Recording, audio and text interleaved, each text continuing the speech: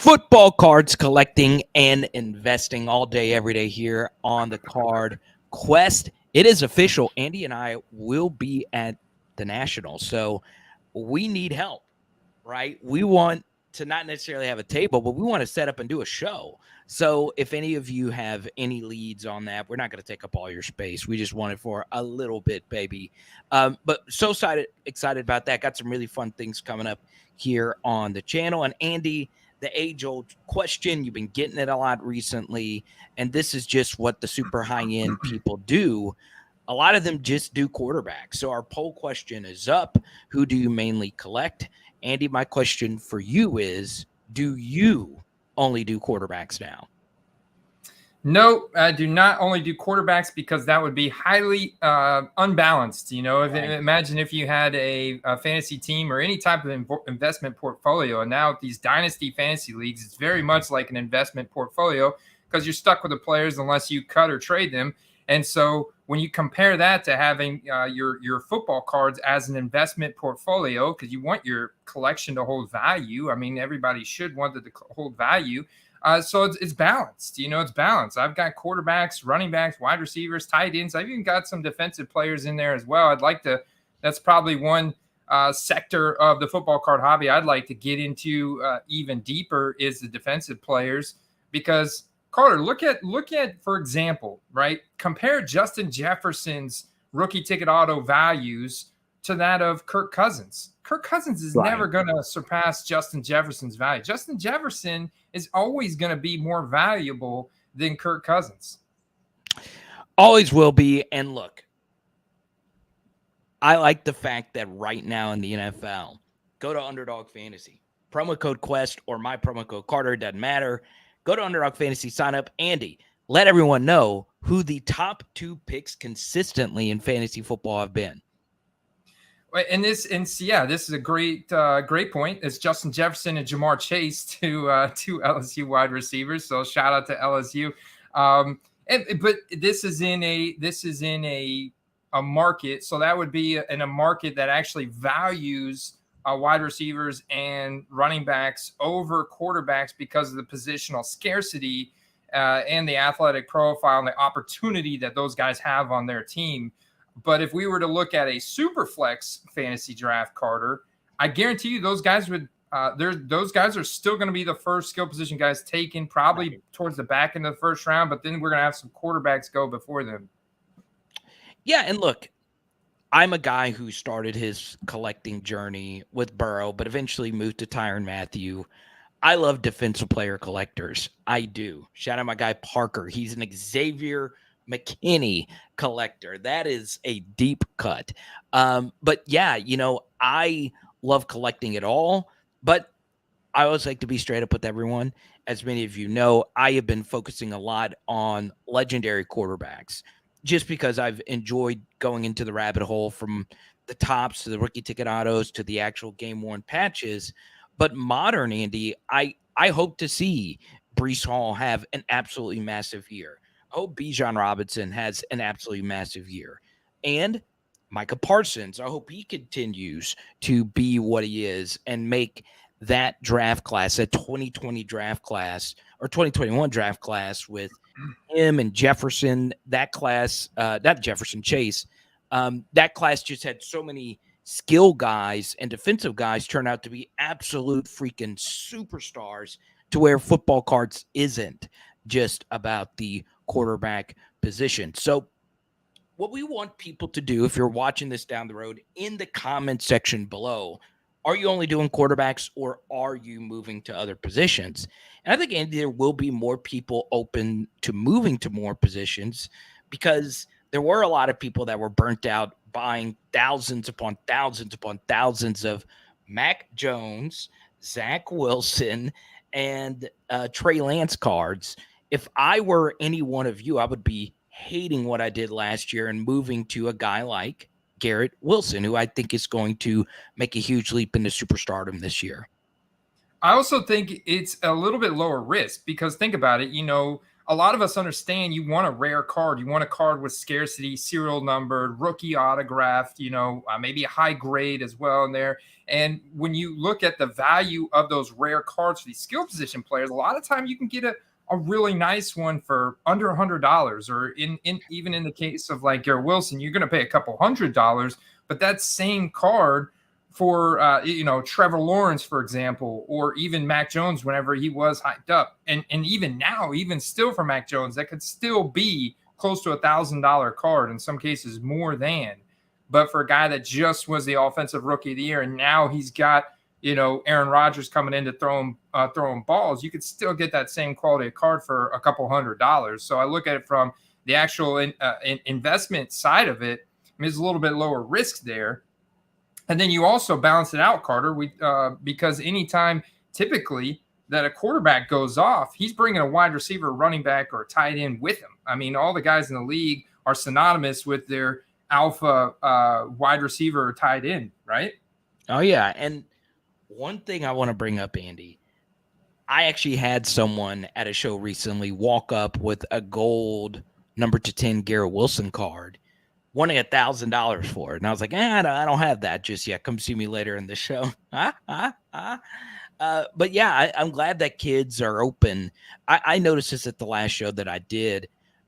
More kids were open to skill position guys, right? It wasn't just about the quarterbacks. There's a lot of younger collectors, some in their 20s, some in their teens, that walked up to me looking for skill guys. And look, I got a lot of Justin Jefferson and Jamar Chase now in college uniform, but still, I totally agree with you.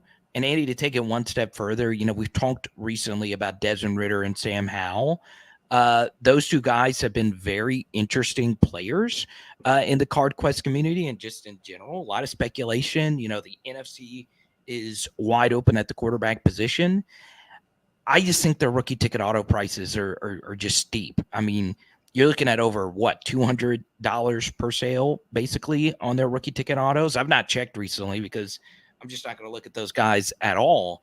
And I'm like, God, dog. I mean, I can get some super rare Jets and other players cards for about that price. So, Andy, all we want people to do is, quarterbacks are going to give you the highest upside. If Sam Howell comes out looking like young Russell Wilson, then the hype is going to be out of control, especially in a market like Washington that has good skill guys, and they're going to have new ownership. There's a breath of fresh air in that franchise. If Sam Howell kills it, his card's going to go through the roof, and they do have a good framework there in Washington. But that's the thing, Andy. He needs to kill it first for all of that to pay off.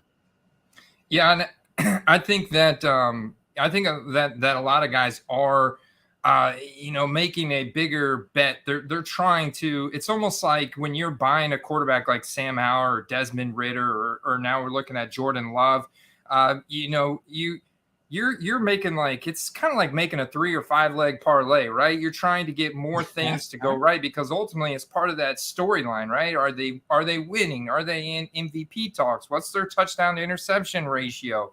What's their EPA? Like, all these things go in, and then you look at how young they are, the draft capital spent on them, and that can kind of dictate how easily they are thrown to the wayside, and you're making a bigger bet because you got to spend so much more money to get their nice rookie cards that if you invested in a running back or a wide receiver that has the upside in his athletic profile, that's proven it in college, that has had flashes of it in the NFL, but maybe he just needs one more domino to fall to get the bigger opportunity, or to get a quarterback upgrade, or just to be thrust to the front of the depth chart on his team. And all of a sudden, that storyline comes together for that skill position player, and you only had to invest a fraction of that. And from a flipping perspective, that's a home run recipe to make the same ROI percentage, just maybe on a little bit smaller scale, but at the same time, it's a lot less risk, and you have a player that's proven to be good, whereas a quarterback, they don't always translate that talent as easily from college to the NFL. One more thing on Sam Howell, I will say, if you bought his cards now, he is going to look good in the underwear Olympics, right? He's got an arm, he's got a little flair to his game.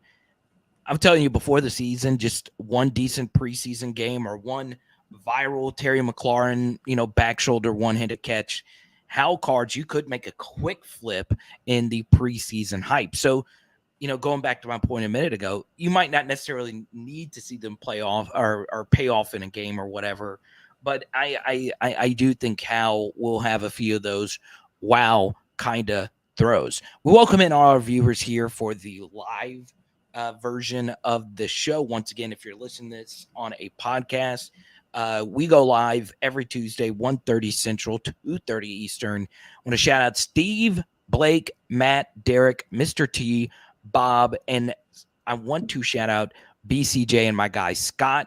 Let's put Scott's comment up here. I like Garrett Wilson, but I love Chris Olave because I think he's just as talented, and his cards go for a lot less, Andy.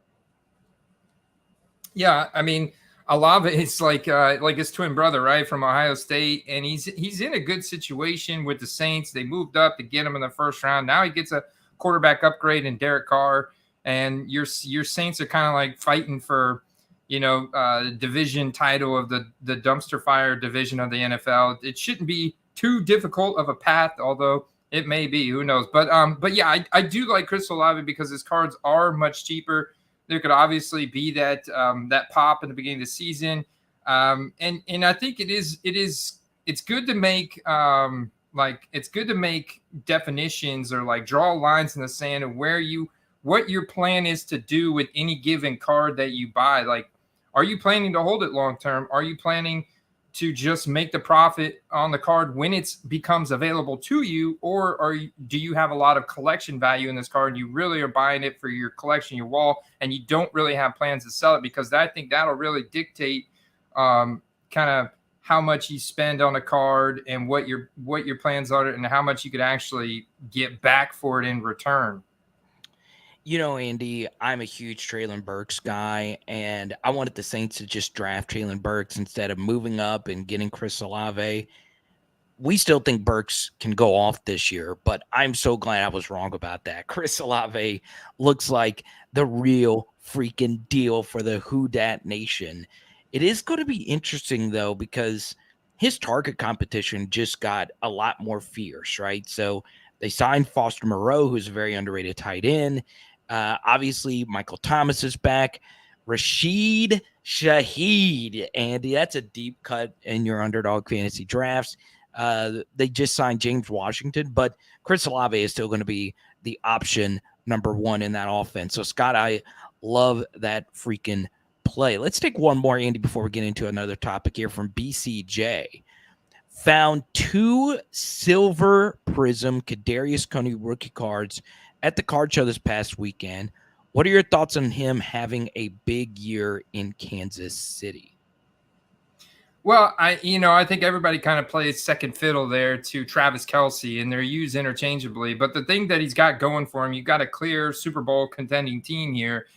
So if you don't find that opportunity early in the season, he is a really young guy.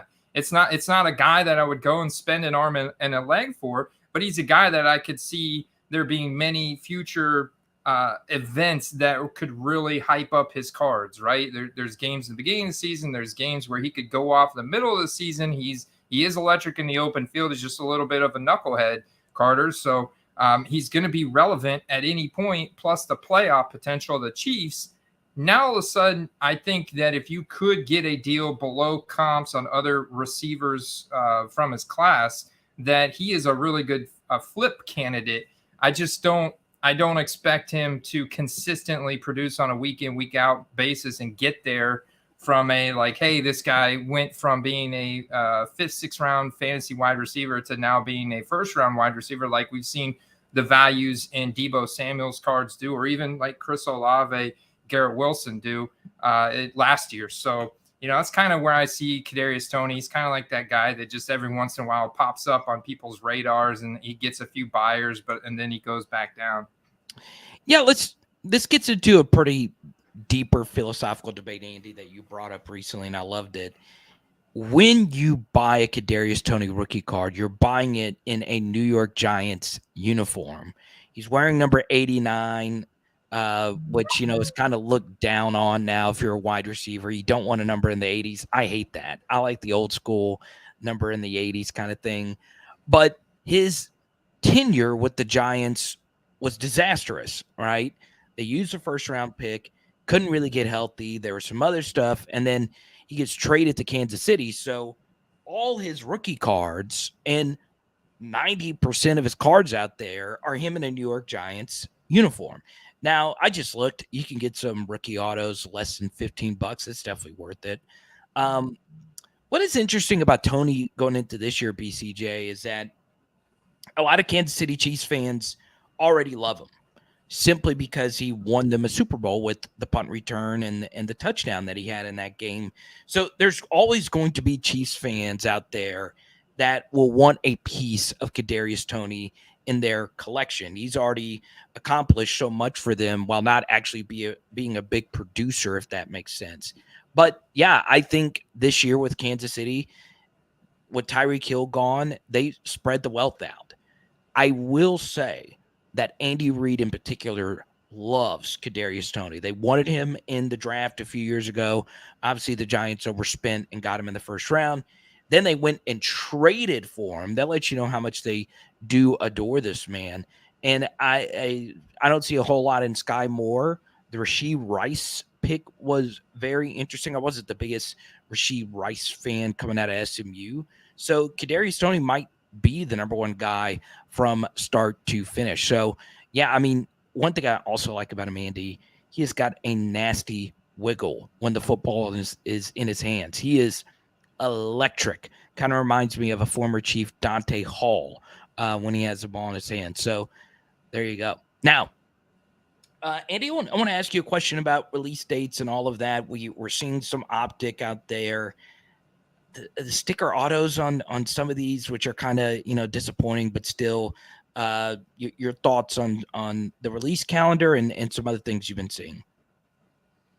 Yeah, so I'm like the set I'm most anxious about, I guess, eagerly anticipating is the 2023 Chronicles, because that's kind of like my first real opportunity. Once that settles here, sometime in June, like towards the end of June, and that starts flooding eBay, I do plan to make a lot of pickups on 2023 rookies that I expect to flash in training camp and preseason, to flip before their pro uniform cards come out, because that'll be the only thing available. It's very limited supply.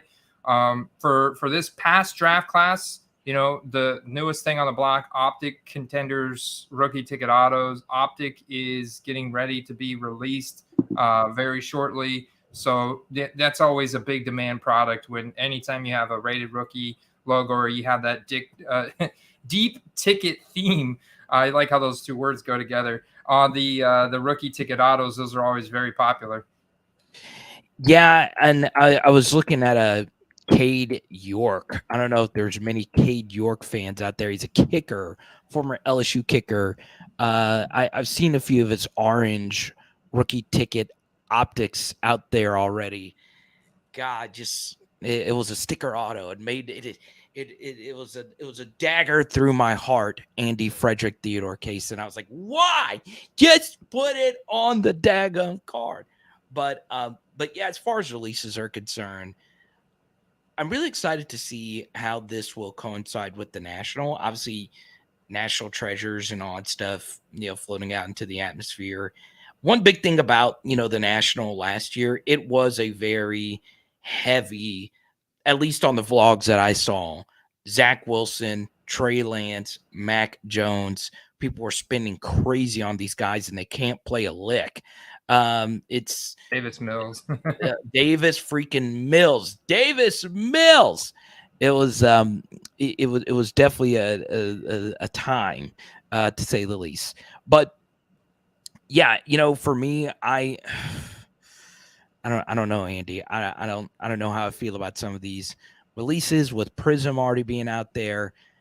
We shall see what happens with all of this. Yeah, we really shall. Yeah, you got you could see here in the beginning of June, you've got Select for 2022, June 9th, you've got Select coming out.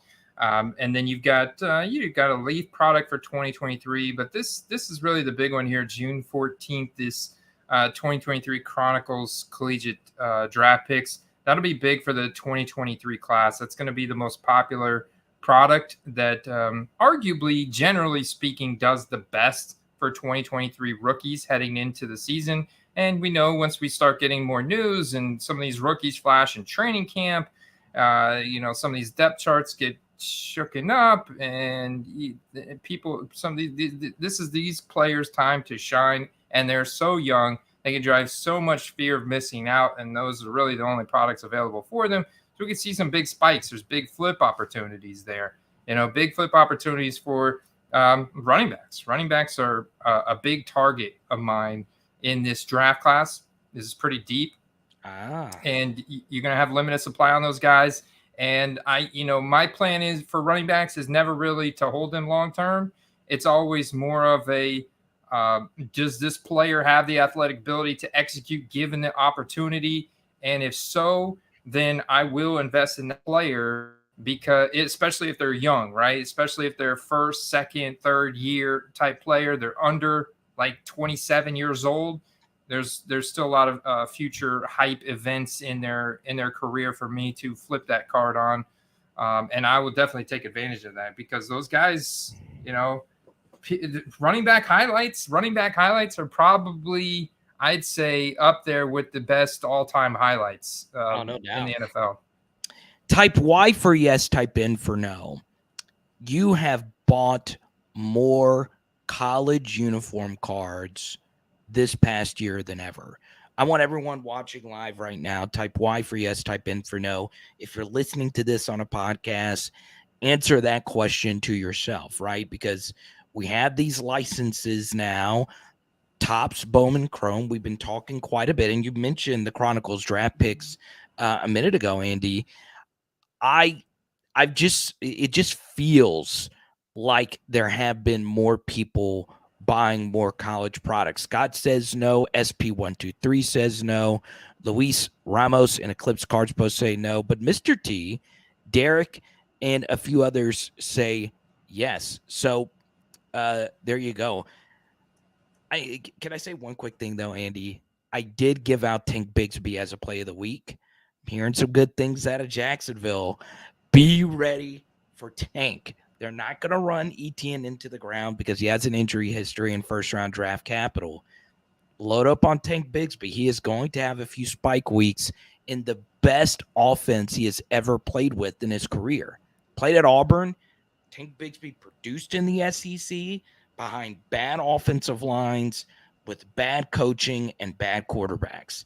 Now you get T-Law, you get a good offensive line, you get a good division. Better watch out, Andy. The Tank. Yeah, they're not going to give 100% of the workload to Travis Etienne, anyways. So there's a real spot that Tank Bigsby earns himself into a timeshare with Etienne. And then if anything were to happen to Etienne, say you've got a bunch of Etienne rookie cards, well, it makes sense to diversify and handcuff him, just like you would do in fantasy football. Maybe you got Etienne on your dynasty fantasy team. Well, it makes sense to go ahead and stash Tank on your bench, or have him in the taxi squad. Have those rookie cards ready in case anything were to happen in Etienne, just like happened in his rookie season with the Liz Frank in preseason. You never know, can't predict injuries. But you definitely, that handcuff process works really well in football cards as well. I want everyone in the chat right now, give me the wide receiver that takes the big leap next year. Okay. I want that person's name in the chat right now. Is there a sleeper? There's been so much on Bijan Robinson, Andy, that I remember when Drake London and Kyle Pitts was all the rage in Atlanta. I feel like there's just a few of these receivers that may or may not be going under the radar. I am looking for that wide receiver. Look at Card Guy 20. Look at card guy 20 bring it, just trying to placate to me right now. Terrace Marshall Jr. Andy, are you buying some TM6 right now, or do you think it's the Yeah, I definitely got some exposure to TM6. Um, yeah, I think that somebody on the Cardinals offense is going to step up, and I think TM6 does fit that bill a lot, especially from a football card standpoint, because you've got pro uniform cards of him. He's very young. He does have a very good athletic profile. He's just been struggled with injuries or the incredible depth chart competition he had in LSU, or the depth chart competition he had last year on the Panthers, the lack of quarterback play and offensive play calling on the Panthers. So it's like all these different things have held him back. And this year, I do believe, is going to be his most hyped year of his career heading into the season. If he can look good and flash in training camp, build some chemistry with Bryce Young, and hopefully that's not like Mingo or DJ Chark or Adam Thielen, as the veteran there. Hopefully it's Terrace Marshall that they're showcasing in the training camp films and in the preseason process with Bryce Young, building that chemistry, because somebody's going to step up in that offense and be touted as their more or less their alpha. And so that's great, because Terrace Marshall's got those Panthers rookie cards out. There's a lot of availability. Prices are dirt cheap, so it checks a lot of boxes where you can buy in super low on a guy that's in that Panthers uniform with the rookie cards and the autographs and serial numbers and stuff, and load up and hope for a hype boost in the beginning of the season. Because like we said, NFC South is weak. The Carolina Panthers schedule is pretty easy. They've got a pretty solid defense, and the offense is new. It's young, no pun intended there. It's young, so hey, let's see what happens. By the way, sign up for Underdog Fantasy. If you truly believe in these guys, draft them in Underdog drafts, because the ADP of some of these guys are so low. Take advantage. We get not one, Derek, who's a super sharp fantasy player. We also get Scott at the same exact time. Are you seeing this, Andy, in the chat right now? They both type Nico freaking Collins of the Houston Texans. We even got a John Mechie mixed in there as well. Are you higher on this Texans offense going into next year, Andy, and in particular, Nico? Man, I'm actually higher on John Mechie than Nico Collins. I am. I do think Nico Collins has potential. He's shown potential going all the way back to college. And I think you could certainly weigh in on the way that Michigan ran their offense. But I do believe Nico Collins was misused in college, or he would have had a better production profile and probably had better draft capital coming out and into the NFL. And now he does get a quarterback upgrade in CJ Stroud. So it'll be interesting to see who steps up in that offense between Nico or John Mechie, who now makes his rookie debut. But I love the storyline of John Mechie ultimately better. He does have some draft capital higher than Nico Collins. He did go to Alabama. He is now a cancer survivor, and he is entering essentially his rookie year, and their pro uniform cards out for him. So I kind of like targeting him because I see the prices are pretty much the same. Maybe Nico's a little bit cheaper and you can find a little bit higher upside just by buying it a little bit lower. But I think John Mechie is still super cheap right now too. Calvin Ridley getting some love in the chat from BCJ. I like it. I mean, one really good thing about Calvin Ridley, Andy, you get the 2018 year. That was before print runs got absolutely crazy. Yeah, and that's the difficult part about Calvin Ridley. Some of Calvin Ridley's rare stuff, people are holding that close to the vest, man. They're charging a premium for it. There's not a whole lot of Calvin Ridley entering auctions. You really have to be diligent and hunt those down, because the availability of 2018 rookie cards is just nowhere near the same as it is for 2020, 2021, or 22. So you have to be more diligent. Calvin Ridley does come with a premium. Even his more base stuff, like a field level silver or an optic hollow, those are still going to be over $20. Where if you were to look at Terrace Marshall Jr., or John Mechie, or Nico Collins, that's a dollar bin type card. That's just the print run differences between 2021, 22, and 2018. Yeah, I should have pulled this up before, but there's a photo of me and Calvin Ridley at SEC Media Days, and I was pointing at his gold watch. He had like just the biggest watch I've ever seen, and I did a really good interview with him. So I mean, I like him even though he's a Bama guy. If you go back and listen to one of the early episodes, I think my first ever play of the week was like Calvin Ridley. And after 4 weeks, he was the number one receiver in fantasy in 2021. And obviously, he was suspended in 2022. Now, Calvin Ridley, Alabama, huge fan base. Being from the South, playing for the Falcons, and now playing for Jacksonville. I like it. I am all in on the Jaguars this year. I just think this offense is going to freaking explode with Doug Peterson. And I'm not even, Andy, as you know, I'm not even the biggest Trevor Lawrence guy. But I like that. I like the minds of many of you out there. Calvin Ridley, Isaiah Hodgins also gets some love from Steve. Andy, your thoughts on Hodgins? Yeah. Another very ambiguous wide receiver room is the New York Giants. We know that they're going to have to throw the ball more this year. They're in a very difficult schedule. I'm not sure if you saw the Giants' opening schedule, but 7 out of the first 9 weeks they're on the road. They're on the road. It's an NFL record dating back to 1990. So the NFL is just raking the Giants over the coals this year. A second-year head coach Brian Daboll's got his work cut out for him. Daniel Jones is certainly going to be put in a situation where he's going to have to throw the ball more. Obviously, he's going to use his legs and Saquon's legs as well. And they have very dynamic offense, but they spent some significant draft capital on Jalen Hyatt. You brought in Paris Campbell from the Colts, who had arguably his best career year last year with the Colts. He is a guy capable of putting up 1,000+ yard season, but Isaiah Hodgins has been on the roster.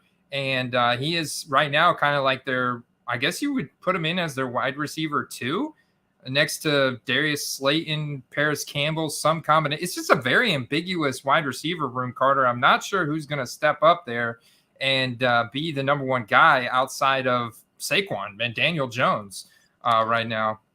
Peyton Manning's boy, Jalen Hyatt. Better look out, man. The Tennessee Vols are coming for it all. And I like Jalen Hyatt. I like how he fits in. I personally am a big Brian Daboll guy, and I have tweets back when this actually happened, and I've gotten a lot wrong. But I said the Bills should have fired McDermott and stuck with Brian Daboll, but they didn't listen to me, and I get it. I'm not an NFL GM, but Brian Daboll was, to me, top 5 coach in the NFL last year. And I think that's going to continue. He is a very innovative mind. And I know they got to get the Saquon mess sorted out, but I like this offense going into next year, even with Danny freaking Dimes. I think Hodgins is actually a decent play. I just looked at his rookie ticket autos, Andy, $10. You buy one right now, $10. 14. Carter frees up for.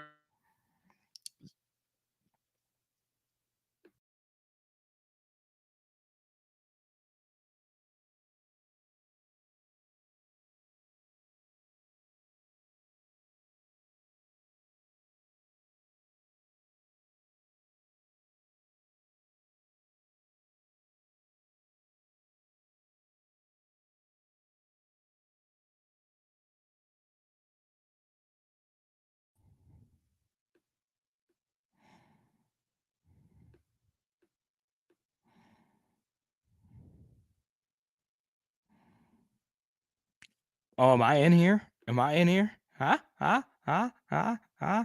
Is it just me? Type Y for yes, type in for no if you could just see me. Huh? Huh? Huh? Am I out here right now? I'm loving it. But yeah, so you could see me, you can't see him. Andy is in Tampa. There was a black hole that hit Tampa, so that's where he is right now. But look, here was something that I wanted to get into today, and I was going to save this for Hobby Tip of the Week. What's up, Andy? Good to see you, man. Hey, I'm back in my own stream. Awesome. There you go. I was just floating out here, just hanging out with all the Card Quest Nation. But I wanted to get into hobby tip of the week here, Andy, and this actually is going to bleed over a little bit into basketball. Okay, so um, once again, this is a football card stream. I'm not going to go too deep into basketball. I love the NBA. I don't do NBA cards. I just don't. Um, but this was a pretty big thing that happened yesterday in the hobby. That Michael Rubin flew out to Paris, and it was geotagged in Paris. It might not have been in Paris, but still, he took a photo with Victor Wembanyama, who is going to be the most hyped NBA draft prospect since LeBron. Right, he's 7'4", amazing wingspan, and he's a perimeter guy, which is weird. But Victor Wembanyama on one of the cards said, "First ever card I've signed," as like an inscription. I'm going to be honest with you. I love what Michael Rubin is doing in this hobby. I really do. He knows all these guys. It's hard for billionaires, Andy, to be cool because they're billionaires, right? You don't really relate with billionaires, but all the athletes love him, and it seems like he really cares about this hobby. So it was very interesting to see that. Now, I want you to put Derek's comment on the screen right here. Ja Morant getting suspended again wasn't the biggest story. I feel really bad, Andy, for the hobby altogether for the 2019 year. Okay. So my hobby tip of the week is don't get discouraged. Okay. Just don't get discouraged because I know that there are a lot of people out there for football and basketball that hold the elite 2019 guys. The draft class for football and basketball has been lit on fire for 2019 products. Okay. 2019 Prism is just so dead, right? Because what happened, as you know, Andy, was a lot of people sent in hundreds of thousands of Zion Williamson, Ja Morant, and eventually Jordan Poole cards to get graded. And Andy, they could not have tanked their careers any more than what they've done this year. Now, for three completely different reasons, still, that 2019 class was set on fire. The same thing is true with the Kyler Murray year, right? Because the quarterbacks in that class did not work out. Josh Rosen was one, Dwayne Haskins was one. Obviously, Daniel Jones. I don't think anybody really believes in Daniel Jones. We'll see. And then Kyler Murray is not going to play to start this next year. I just feel bad for people that were fans of that design because 2019. And I know Nick Bosa is in that class. He's obviously great. DK Metcalf, Debo Samuel, all those guys. But Andy, it was a brutal year for 2019 Prism because that was the final year of print run before the boom happened with 2020 products. Yeah, first of all, I agree with you because, and it goes back to, and I don't know if you set this up this way, but it goes back to those people targeting, NBA, which was touted, in the sports card boom as the most popular sport to invest in. And it was just, had this much higher ceiling because of the global reach and appeal and everything. And the 5-on-5 and all that goes into the NBA, the no helmet effect. But then, yeah, you talk about the quarterback class from 2019.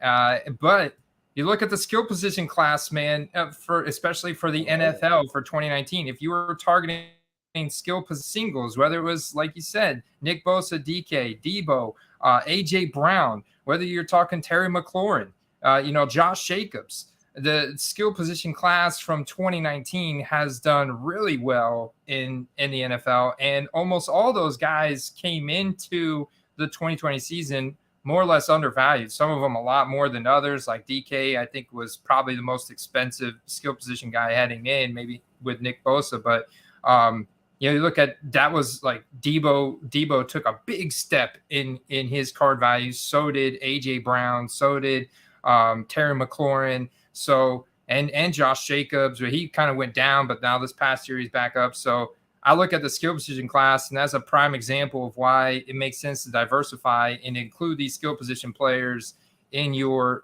portfolio when they check those athletic profile type boxes and the prior production profile type boxes, and add them in there, man, because those guys are doing really well right now. I just feel really bad for people that, because Steve brings up the exact point I'm making. Steve, one of our sharpest viewers, that class was out in the peak of the market, right? Because 2020 Last Dance happened, then that product started trickling out, and then Zion and Ja were just so big. Now Luka in 2018 was a different animal in and of itself, but that 2018 quarterback draft class was really good, right? Because you had Lamar Jackson and Josh Allen, and both those guys are going to be superstars for at least 5 more seasons. I just hate it. I just hate it for people that were super excited about 2019 NBA, 2019 NFL, because what really sucks about all those athletes is they looked amazing. They looked amazing to start out. Kyler couldn't have started his career much better considering how bad his coaching was. And, Zion and Ja were two of the fastest rising, superstars. And then Jordan Poole and all of that. There was a lot of money poured into those guys, a lot. And with the market declining and people holding the bag for injuries or not being in shape or can't act right on Instagram, whatever the case may be, I just feel bad for those people. But don't get discouraged. Hold or sell, do whatever you want to do. Stay in the hobby. Don't let your players letting you down let you down. But Andy, your hobby tip of the week. Yeah, my hobby tip of the week is a really, really clutch one that I just realized this, and maybe a lot of you guys out there already know this, but I just realized this. So I went on Panini's website to redeem my first redemption. When you go on to redeem a redemption, you get the option of waiting what they say is 120 days, which if you talk to people out there, that turns into more like a 6-month process for the card that you bought on the redemption. Or you can exchange this for rewards points, which you get in a 24 to 48 hour process from Panini customer service. And you can buy with rewards points a variety of different cards, from some pretty scarce, rare cards of known players to rare cards of unknown players. A lot of unknown players, in fact. But the only way that you can get the 2023 Panini Premier cards that are going to come out later this summer is with rewards points. So this one, for example, was a college ticket auto Rashad White that I bought last year. I was buying Rashad White before the season. I never redeemed it. It's going to expire January of next year. I went and redeemed this for rewards points because at this point I could just buy Rashad White cards in the Bucs uniform. It's a lot better for me, right, for my collection. I like them a lot more. So I got 250 rewards points for this. Actually, 250 rewards points is not bad. Now, my hobby tip is to go on eBay and hunt for all the cheap redemptions and buy them and turn them into rewards points, and then buy the Bijan Robinsons and the Bryce Young and all these other guys, the Joey Porter Juniors that go to the rookie premiere event this summer with Panini, and then they release those. Those are the very first pro uniform autograph cards. They're very limited print run. They sell them for rewards points on their website only, and that's it. And those cards will sell for $400,000-$500,000 individually. Those are the type of cards you could get and then take to a show and sell for some buku cash right there. And they're all gotten with redemptions that you exchange for rewards points. I like it. Buku cash, baby. Lots of cash. I love it, man. By the way, speaking of shows, we're going to the National, baby. We are going to, we don't have ticket. We don't have anything. Once again, I know there's more of you in here right now and than from earlier. Anywhere we could set up and do a show, we would love to be able to do it. If you have a table at the National, we'd love to talk to you about partnering or doing whatever. We don't want to take any of your sales or anything. We just want to be able to set up and hang out, record, do some cool stuff. In fact, we can help. In fact, we can help promote promote your dealership. We can help promote your business if we got a little sliver of your table to do a show at. Yeah, that's all we need, babe. We're not going to take up too much of your time. We're low maintenance too. Let's get to a few questions before we get into play of the week. Mr. T, is AP a lock for the Hall of Fame? Will he end up being a top 5 running back ever? So let's start with the blatant, obvious truth at the first part of this. Yes, he is as sure of a lock as any player currently playing right now, maybe outside of Aaron Rodgers, maybe. Yes, long story short, yes. But will he end up being a top 5 running back ever? Ever. Andy, that's a strong word. Ever is a very strong word.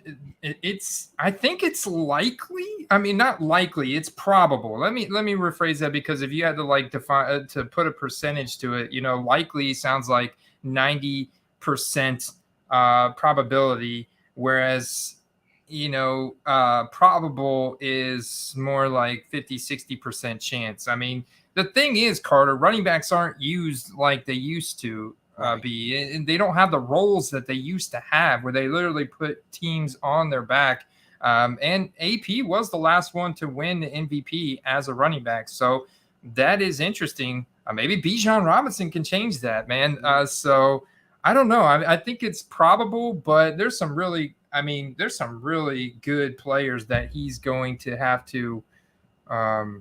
I mean, look, he's done with his career, right? I mean, there's a highly unlikely that he's going to come back and play anymore. Right.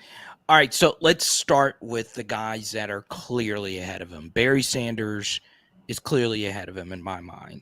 Jim Brown, we can get into debate about era, but, the Peter Kings of the world are going to say he's ahead of him.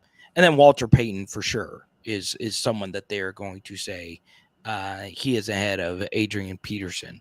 Once again, we can get into the era thing, but I think those three, they were likable. There's a lot of different things. And then it gets into Emmitt Smith, LaDainian Tomlinson, Thurman Thomas. There's so many different guys, in this next tier, Gale Sayers, so on and so on and so on. So I guess the better question to answer would be, is he the best back of the post-2000 modern era? And my answer to that is probably yes. Even though I like LaDainian Tomlinson more, it's close between those two, but I think those two are so far ahead of just everybody else on this list for me. Yeah, man. I mean, obviously, he's not going to touch the Walter Paytons, the Jim Browns, or the Barry Sanders, but with just some of his highlights and some of his film, I do. I mean, it's top 5 ever. Some of the singular runs that he's made, obviously you can see from a pure statistical point of view, he is ranked as the number 7, 8 guy after right. OJ Simpson and Eric Dickerson, even so, between Marshall Faulk and Eric Dickerson. So, he's definitely obviously first ballot lock, like you mentioned, and all that. And I just don't think collectively his highlight reel is as great as some of the top 3 guys that we mentioned. But man, some of his singular runs are definitely up there, and he's got a unique running style, especially in the modern day area. And I've got him to thank for getting me into fantasy football. He was the number 1 overall draft pick in the late 2000s whenever I got into fantasy football. He spurred he was the main guy on that show, The League, whenever, that kind of really popularized fantasy football as well. So, Adrian Peterson was the focal point of the NFL back in that time period when it comes to skill position players. And that was really before we started playing super flex leagues. So there was a big premium on AP. And so I think for our kind of modern generation, yeah, he's definitely got to be up there as top 1, 2, 3. We'll see how he goes down after everything's said and done, but that's where he's at right now. Pretty interesting. You can still get his autographs on rare stuff from. I mean, I sometimes go look at the prices. It's still crazy. Um, some more modern ones you can get for 80.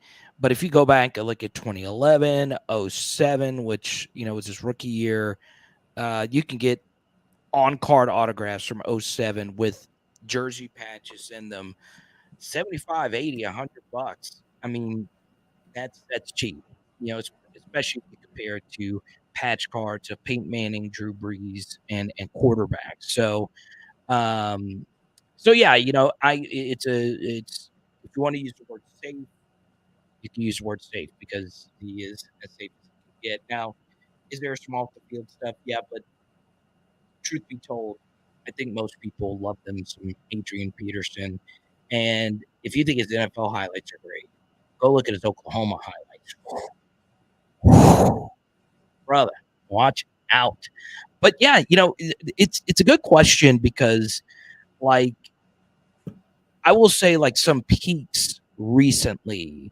There have been a lot of peak backs during this post 2000 run that had similar like huge season, 2 seasons, 3 seasons, and then they vanquish, right? They're washed. And I'm lucky to know a few running backs that have had like NFL rushing leader peaks and all that stuff. It's hard, and with all the fantasy data we have out there about age 27 and all that stuff falling off, and it's crazy because there's guys like Jamal Charles. Jamal Charles at his peak was an absolute machine. The analytics community absolutely loves him. And then you have Jamal Lewis, you have Arian Foster, you have a lot of these guys. CJ2K. Andy, do you remember the reign of CJ2K? That son of a gun was a beast. Yeah, man. And it's and I think that's what scares a lot of people because a lot of people will buy the rookie cards of these players and just kind of stash them and plan to hold them long term and think that they're going to go in the the shrine of collection, the same circle as like the top guys like Walter Payton and Jim Brown and Barry Sanders and stuff like that. It doesn't really it's just such a much harder path for that to happen for running back when we have scientific data that after 10,000 carries their production, their efficiency really starts to decline. And of course there's a couple anomalies like Adrian Peterson and Derrick Henry potentially, but it's just, man, it's just such a small percentage of running backs that make it to the NFL that sustain that type of efficiency and performance year after year. Let's go to a newbie. Look at this. Diamond T Sports Cards. He was just searching on YouTube. And we're live, baby. Let's go, Diamond T. Let's go. At live every Tuesday, 1:30, and Andy does lives throughout the weekend night as well. Good to see you. Someone mentions Curtis Martin. At least Curtis Martin is in the Hall of Fame, but I want you to put BCJ's comment up. This was one guy that just slipped right here. Le'Veon Bell. My goodness gracious, Andy. Part of that 2013 rookie class with Tyrann Mathieu, Travis Kelce. So lots of cool cards in that 2013 year. Remember, second year Prism. Topps was still around. Andy, Le'Veon Bell was majestic with Big Ben. And I'm still waiting on that boxing match between Adrian Peterson and Le'Veon Bell because that would be a great hype event to unload some of his cards if you've had them stashed. Because I do have some Le'Veon Bell cards, whenever he moved to the Jets. And there was at one point where Le'Veon Bell was literally playing quarterback, running back, and he probably would have played wide receiver too if they asked him to, when Darnold had mono. I can't remember who the backup was. But Le'Veon Bell in his heyday was an absolute stud. It was a shame to see his career get derailed by all those issues. And the biggest of which was one where he bet on himself, the contract dispute. I will never forget that. I will never, just the worst advice. And, I'm a big Saquon guy. I'm drafted him crazy in underdog fantasy. And Andy, there's these reports out there that he's turning down 14 million. 14 million. The Saquon, take that in a heartbeat. CMC's getting 16 million. You're lucky to get 14 million. But yeah, I mean, running backs, it's just been a brutal, not just in fantasy, but in real life as well. I'm a big Alvin Kamara guy. Man, what a year or two it's been for him. So yeah, it's a very dangerous thing, and that's why it goes back to what Derek said earlier. Running backs, it's a quick flip kind of thing.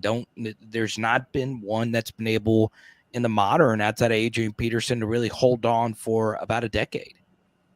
If there's a guy that does it, I think that Bijan. I don't know if maybe I bought into the hype or if I've listened to too many analysts that have followed him since his high school days and have like grown up and saw what he's done for the community that he's been a part of, and it's just like his whole persona, his confidence and everything. Like I think Bijan's got a shot, especially going in this Atlanta Falcons run heaviest of run heavy offense as you can imagine with the draft capital he's got.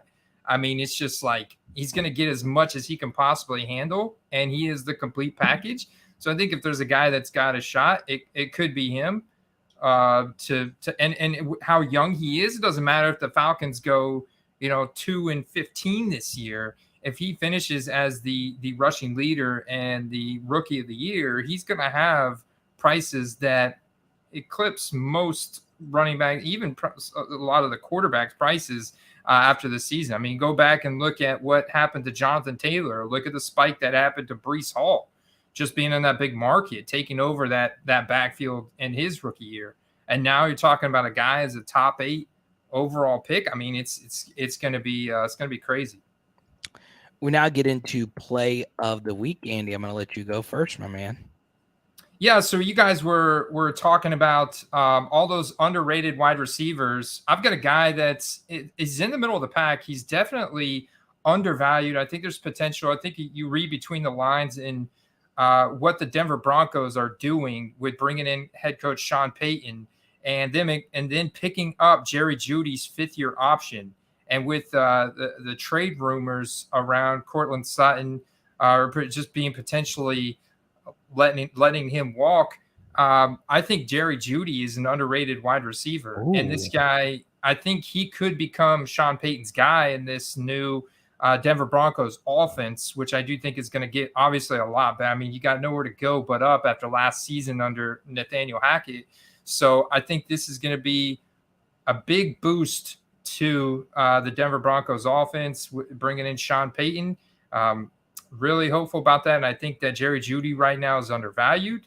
We know he's got first-round draft capital out of Alabama. He was touted as the best route runner from that draft class. And I'm sure that's changed a little bit when you look at what Justin Jefferson has done and stuff. But still, he's got a really good storyline. He's very young, and he really hasn't had the perfect combination of both quarterback play, coaching, and opportunities. So we'll see if those things line up. But if all 3 of those things line up this year for him, he is a guy that could finish as a top 10 wide receiver that's currently going, around wide receiver like 30 to 50 range. I have to look at his current ADP, but I was just in a best ball underdog fantasy draft last night where I saw Jerry Jeudy going, and it was like the 8th round.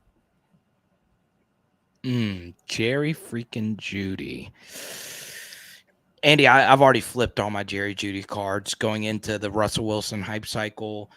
I just never bought back in. I had Jeudy as my number 1 guy in that draft class. I did, and it's just not worked out. I don't know what it is. A lot of these Bama receivers just haven't worked out until we get to my play of the week. I like Devonta Smith. I've given it as a play of the week before, and he went on to rip it in the playoffs and had a great Super Bowl. I think we could see him outproduce A.J. Brown this next year. We know the Eagles are going to be good again. And his rookie ticket auto prices, they have floated around $30, $20, $30, sometimes in the 40s range, just rare stuff, over 100. I still think the Slim Reaper can flat out play. Same offense, Yeah, they lost their OC Steichen. I don't think anything's going to change. They return Kelsey, return that offensive line. I still think Jerry Jeudy. I said Jerry Jeudy. I still think Devonta Smith is going to go out there and freaking hoop this next year. So I understand he's from Louisiana. I understand I should be spiteful because he didn't go to LSU. I saw him light us up every year. Devonta Smith is so smooth, and that offense is going to murder it again next year. So I love me some Devonta Smith. I know it makes me cringe a little bit to say that.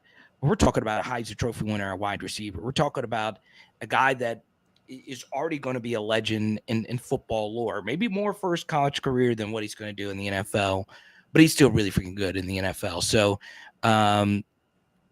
showing some love to Devonta Smith. And look, if you get a rookie ticket auto in the $25, $30 range, I know it's Justin Jefferson, but his rookie ticket autos go way higher than that. So he's not ever going to get that good, but I just see him constantly getting better and better and better. Good dude off the field as well. Love me some D Smith. There you go. Yeah, he's right there in that same range as T. Higgins, right? They're like the Right. 1B combination on their team on a very prolific offense. So I don't know. Would you rather have Devonta Smith or T. Higgins if it was a $30 rookie ticket auto?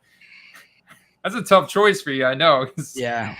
Yeah. I'm probably going to pick Smith. I really am. I think, obviously Burrow and Higgins have a really good connection. There's no doubt about it. I mean, they've connected on some just unbelievably tight window kind of throws. But Devonta Smith and Jalen Hurts, man, that Alabama connection, they just kept getting better and better and better and better towards the end of the season.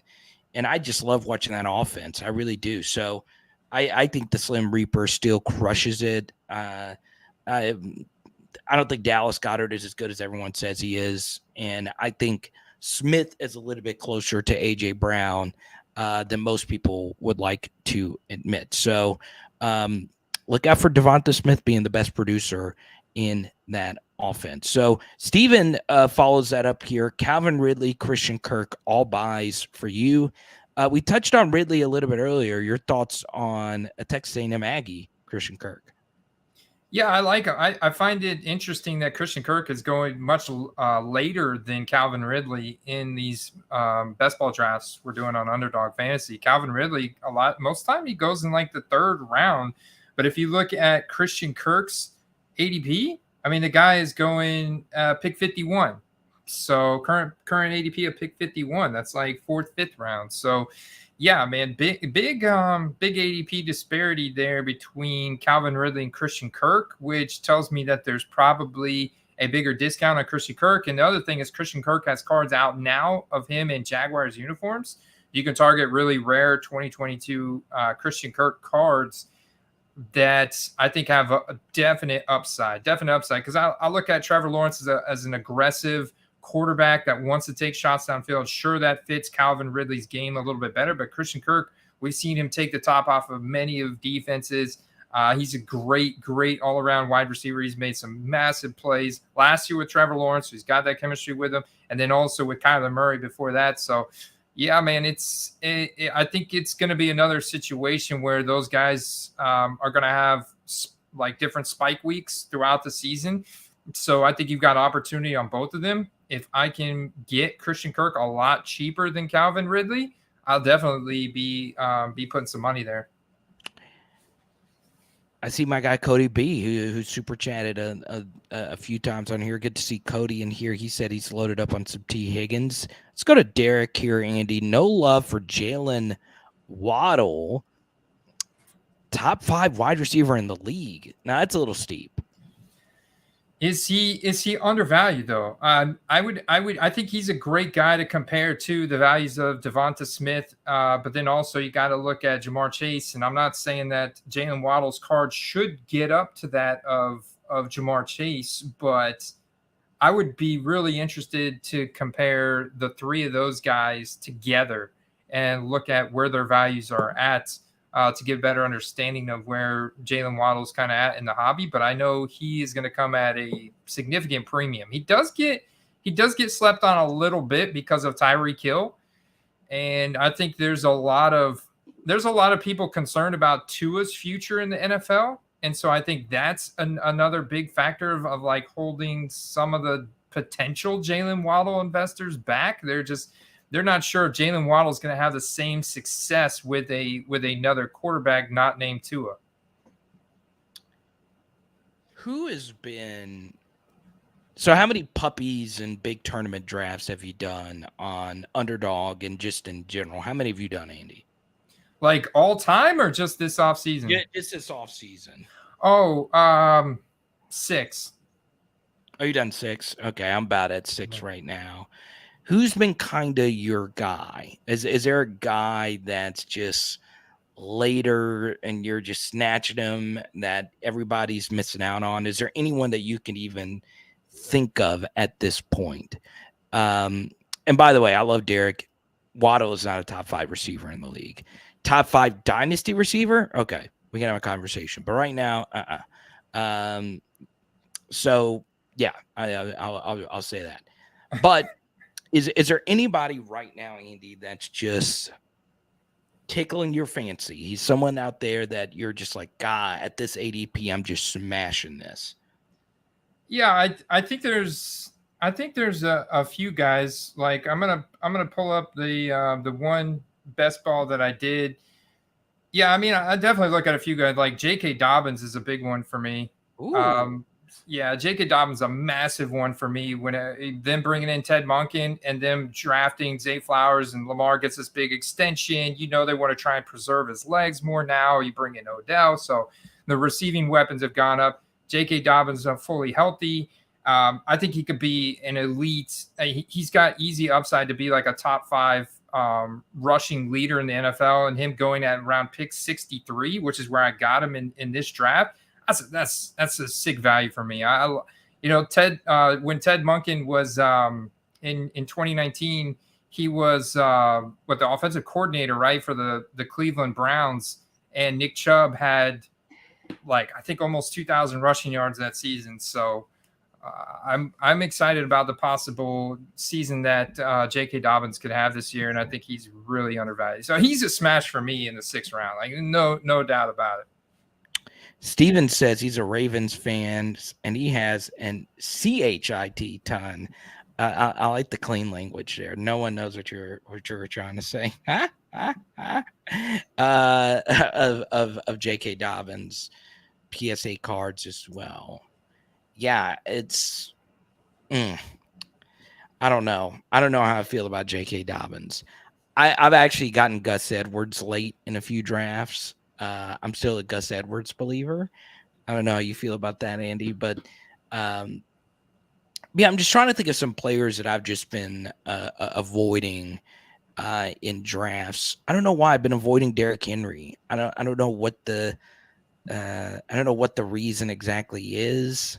Football card wise, I love 2016 cards. I just do, but yeah, I don't know why I've been avoiding Derrick Henry. For some reason, I have a sick feeling in my stomach that this is actually going to be the year that he falls off.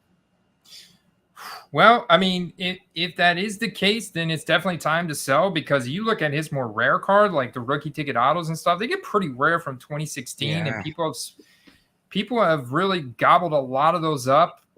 Going back to how his dominant years of 2020 and 2021, where the boom really spiked for sports cards. So now is definitely a time to unload. I mean, this guy's got prices that rival Jared Goff and Dak Prescott, the quarterbacks that are well known from that year. So I mean, now is definitely the time to unload for Derrick Henry. We've been saying that for like a year now, probably 2 years, and it still continues to be a theme. This year he's dropped a little bit. Like I'm looking at his value now going more in the 3rd, 4th round. So, I mean, that's a pretty big drop when you look at him historically always being a 1st round running back. Random. What do you guys think about Jimmy GQ in Vegas this year? I mean, I'll tell you who's super undervalued. He's a guy I'm going to be loading up on when these Chronicles come out. It's not Jimmy G, it's Michael Mayer. I think the Oh, Raiders got an incredible value out of Michael Mayer, who was literally like in a bad Notre Dame offense. Michael Mayer was literally the Travis Kelce, Zach Ertz in that offense. I mean, he's got easy upside to be the top tight end this year. And I know a lot of people are like all focused on Dalton Kincaid, and obviously I like Sam Laporta too, but I think Michael Mayer is going to outperform all of them on the Raiders. And I think he's teed up for a big year. And as a rookie, especially going to Notre Dame, and you just look at his profile and his film, Carter, I'm excited for this guy to be featured as the tight end one and on a big market team now in Vegas with Jimmy G, who, I mean, he's going to be dumping it off and passing it to tight ends, Devontae, any chance he can get. yeah, I'm in a draft right now, and I have the opportunity to stack Michael Mayer with Jimmy GQ, but I already have Mark Andrews and Sam Laporta. I'm a big Sam Laporta is my favorite tight end in this draft. He goes to the Lions. So there you go. Let's go to Cody Super Chat. BK knows tight end talent. You know what he's referring to, BK here, right here. You know what he's saying, Andy? BK, help me out. He's saying Burger King knows tight end talent. That's what he's saying. No, I'm kidding. He knows Brian Kelly was Michael Mayer's head coach many a moons ago. And now Brian Kelly, for those that don't know who Brian Kelly is, he is a coach of the funnest, best sports team on the freaking planet. And if you don't know who that is your future 2024 college football playoff national champion LSU Tigers. So that is mark it down. Jaden Daniels. Let's freaking go. But yeah, we'll take a few more here. Cody, thank you so much for the super chat. But once again, we are going to the National. Cody, send us photos from Dallas. Cody is taking the Card Quest to Dallas this weekend for the Dallas Card Show. Let's go. Let's go. Let's Cody. go, Cody. Be on the lookout. I'm looking for some Steve McNair patches. I gotta get a rare Steve McNair something soon. Alcorn State. Let's go. Did you know that's the goal, man? Card show goal of mine is to go around, have my little list of sleepers in my back pocket, and just find out which dealers are undervaluing these skill position players and see what kind of low ball offers I can make and cash deals that I can make for cards that I know I have a lot of upside in. Can't believe Steve McNair was getting defensive back offers, not QB offers. LSU offered him as a DB. And in 1992, they went 2-9 because they thought Steve McNair was a DB, and he went to Alcorn State, and the rest is freaking history. But yes, this was a fun episode. This is one of our best episodes. I really enjoyed it. I highly recommend you go back and listen to what we said about this disastrous 2019 NFL and NBA draft class. I had a long diatribe about it. It sucks so bad. I just hate the timing of it, that was the class before the boom, and the cards were basically already out, or kind of sort of out. But I just hate how everything basketball and football's unfolded in that class, of course, outside of the football skill guys. But Andy, a good episode. Anything else you want to share before we skedaddle?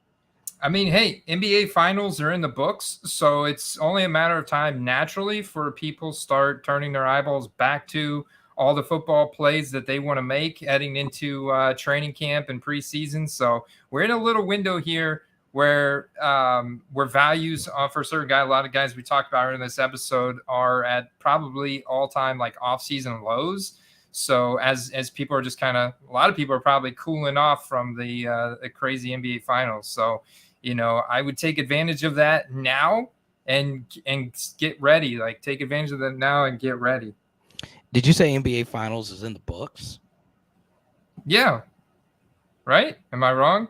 That's No. how much I follow the NBA. I thought Game 7 was just no. Sunday night. Yeah, it was Game 7 of the Eastern Divisionals. Like the conference finals haven't even started yet. I mean, goodness, great. Well, see, I'm a little bit early, so this is even better. Even better. This is even better. This is even better. This is how much I follow the NBA. I could have swore I saw a tweet on my timeline that said something about Game 7 in the books, blah blah blah, and there was it was a card guy. It was some NBA player's values tanking, and so probably I'm like, oh, then that means the NBA finals are in the books, yeah. No editing that out when you're live. No. What if Nikola Jokic was like a big fan of our channel and he was like, what in the world is happening? How do they disrespect me right now? But no, LeBron taking on the Nuggets. I like Denver. I think Denver's going to win it. I think it's going to be a Denver versus Boston finals. But we're not here to chat NBA. Yeah. But the Pelicans will land Victor Wembanyama tonight. Put out the good vibes, baby. We'll see you next week, baby. Peace out. Appreciate you guys. Peace.